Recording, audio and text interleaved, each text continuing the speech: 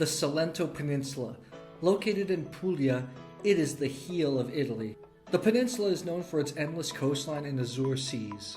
It's a land that's been occupied by the Greeks, Romans, Arabs, and Norms. You can definitely see the Arabic influence here.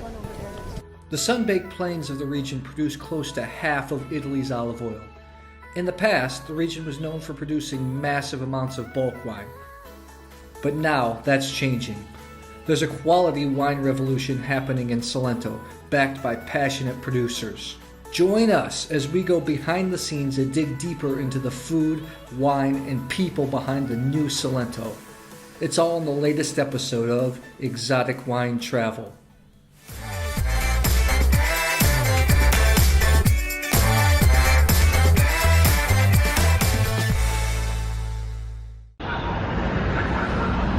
Lecce is the capital of Salento. It's been dubbed the Florence of the South thanks to its well-preserved old town. The city is home to nearly 100,000 inhabitants and is known for its exquisite Baroque architecture. The many civilizations that passed through Lecce have all left their mark.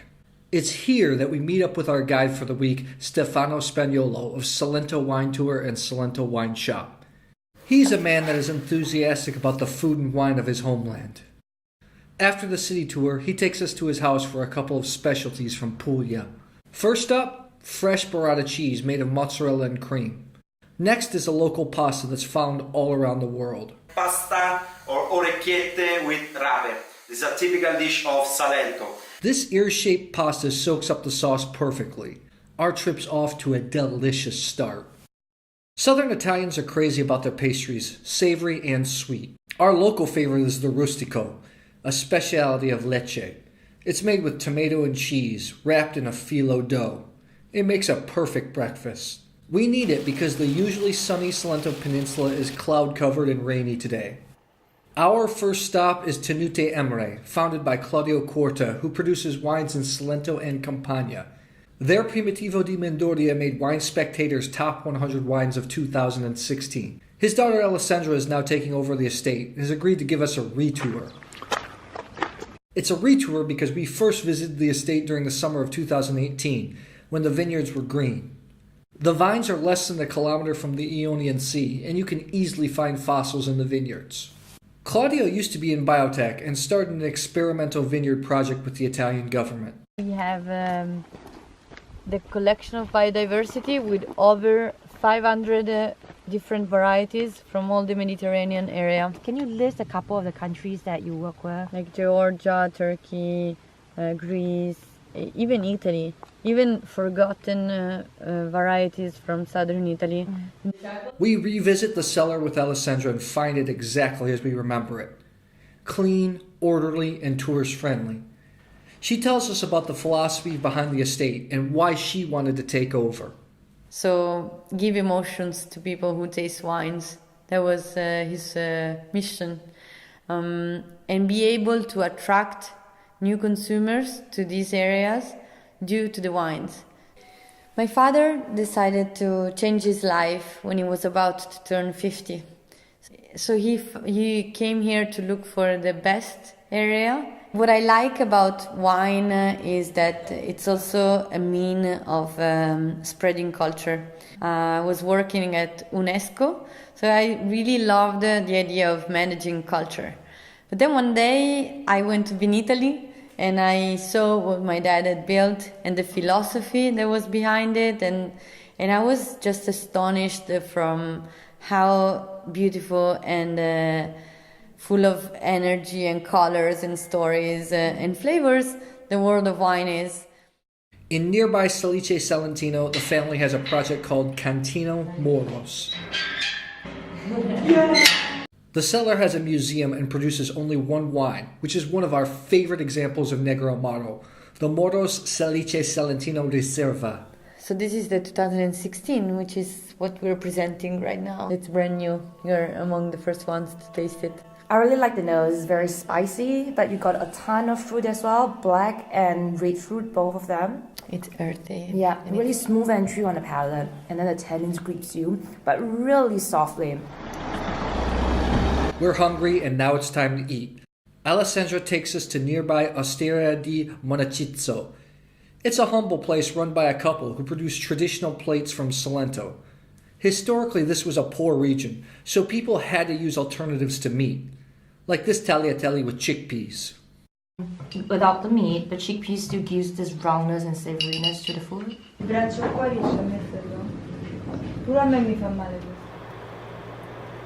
The village of Cutrofiano is home to Palamà winery, headed up by third-generation winemaker Michele Palamà. Michele has a few new projects, including restoring an old vineyard and a future tasting room to share the beauty of Salento with visitors. At the moment, the market is full of great wines, so it's really easy to drink a great wine. What is not easy is to drink a real wine. Back in the cellar, we meet Michele's father and taste some of the bulk wines that Palamà sells to the locals. It's good for tap wine? It's great, it's great. I mean, it's clean, it's aromatic, it's refreshing. There's no microbiological thought to it at all. And that's what people should be enjoying, yeah. We do a quick tour of the cellar before starting the tasting. The flagship wines of the estate are the Metushko bottlings, made from indigenous grapes. Metushko was the first one that we started to make in 1996. The red one was a blend of the three most important native varieties of our area, Negroamaro, Malvasia di Lecce and Primitivo, and was the same blend that my grandfather has used it to make for all his life. Something not really expensive that everyone can buy and that everyone can drink. It's an important part of our production, is an important part of our story. Metushko is also something really funny. Metushko is a verb that means I get drunk. Okay, Michele. Cheers. Thank you so much. Cheers. Now it's time to drink. We run through the rest of the portfolio until we get to the 75 Vendemmia Negroamaro. This is really a perfect blend of the fruit of Negroamaro with the modern structure that the French oak gives. You definitely still get the pepper, kind of the Mediterranean herbs and spices that you get from Negroamaro, but the French oak gives it a little bit of polish, a little bit of roundness. Yeah, it's true. Negroamaro means black and bitter. So black is the characteristic of the color that you can feel in this glass. Bitter, it's a characteristic of our tannins. Cave of Poetry. The Cave of Poetry and City of Otranto are among the big tourist draws of the Adriatic coast. We don't have time for the beach though. We're heading to Il Vecchio Molo for lunch. This fresh fish restaurant has been a long-time staple in San Foca. It's run by the chef Davide in addition to his wife Daniela, who acts as the sommelier. She opens a few rosatos and we start with our first dish, raw cod, also known as bacalao. Yeah, it's very good. So raw fish, it's very easy to think about freshness, but what is often overlooked is actually how to cut the fish. The dishes keep coming, but it's the gambero rosso, burrata, and sea urchin that gets Shireen really excited. Oh, my favorite thing. Gambero from Gallipoli, violet gambero was was worked. Just eat it so good. After a long lunch, it's time for dessert, coffee, and a local digestive. Why not just ask for a triple espresso next time? Typical digestive that you find in Salento is with laurel. Proper. The whole structure of the wall. Copertino is home to one of the largest castles in Puglia. This defensive structure was built during the Norman period in the 16th century. The town is also home to Vitivinicola Marulli. The winery used to focus on bulk wine, but has shifted towards quality bottled wines. Proprietor Vito Marulli starts our visit with a tour of his vineyards. Malvasia nera e Negroamaro. It's been a rainy spring, so we use plastic bags to trod through a vineyard of old vines, which go into the winery's top wine, Menone. Negroamaro del Menone. Some of these vines are over 80 years old. Vai. Okay, so we go to see the most beautiful bush of Salento. We're Marulli started producing bottled wine in the 1990s and already produces some impressive juice, including their rosato.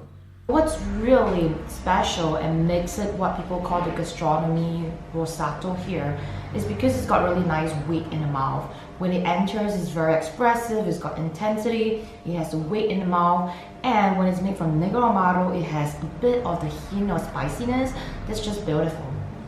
We're also impressed with the entry-level red, but for us, it's all about the Marulli Menone, old vine Negroamaro aged in concrete tanks. We've tasted the 2013 before, but today Vito opens his favorite vintage, the 2012. It's energetic, almost a little bit feisty, tannins, questa è davvero la possibilità di bere un grandissimo vino per tutti. Molto semplicemente il menone non è altro che il frutto di una coincidenza forse. Nel 2005 noi abbiamo acquisito un vecchio vigneto ad Alberello pugliese, quindi di varietà Negroamaro.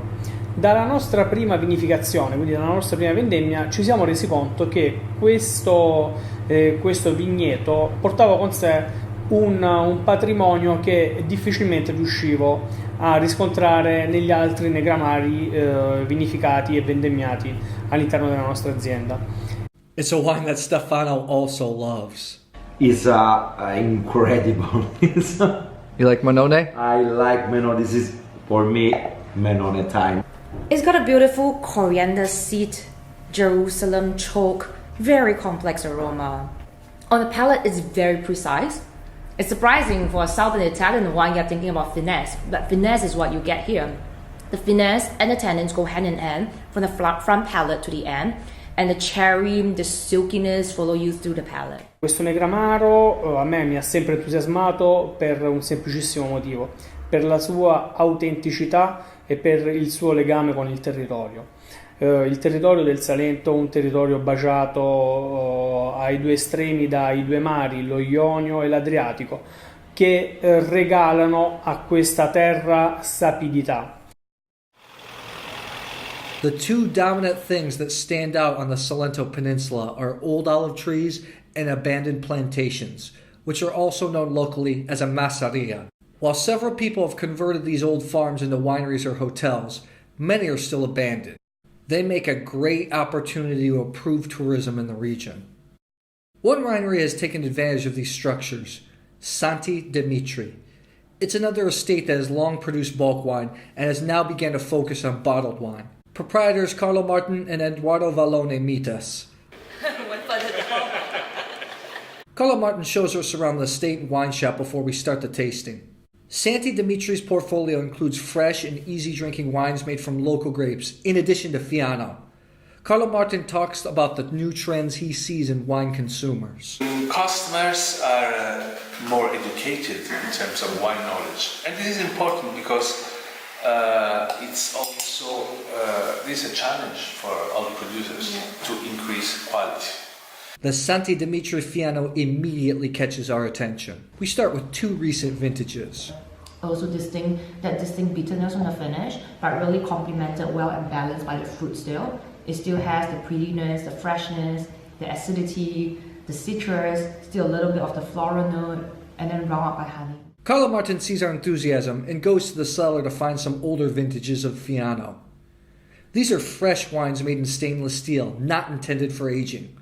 Salento and Puglia at large aren't known for whites, but these examples are aging surprisingly well. We're all shocked by the Fiano, but now it's time to take a little Santi Dimitri olive oil and focaccia to pair with the red wines. The hospitality and the tasting.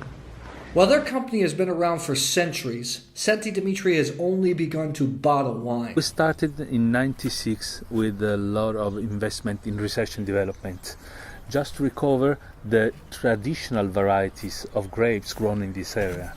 On the other side, it is important to be contemporary. Wines that can be consumed today. This holds true with the Santi Dimitri sparkling and still rosé wines.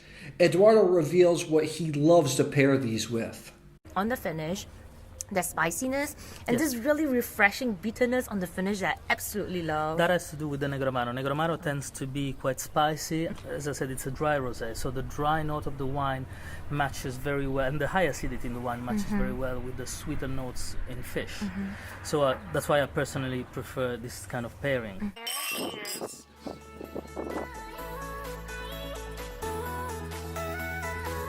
The quality revolution from bulk to bottle here is still in its infancy. What does the future hold for Salento wines? It's all in the hands of producers who continue to raise the bar. We like what we've seen on this trip, and we can't wait to come back.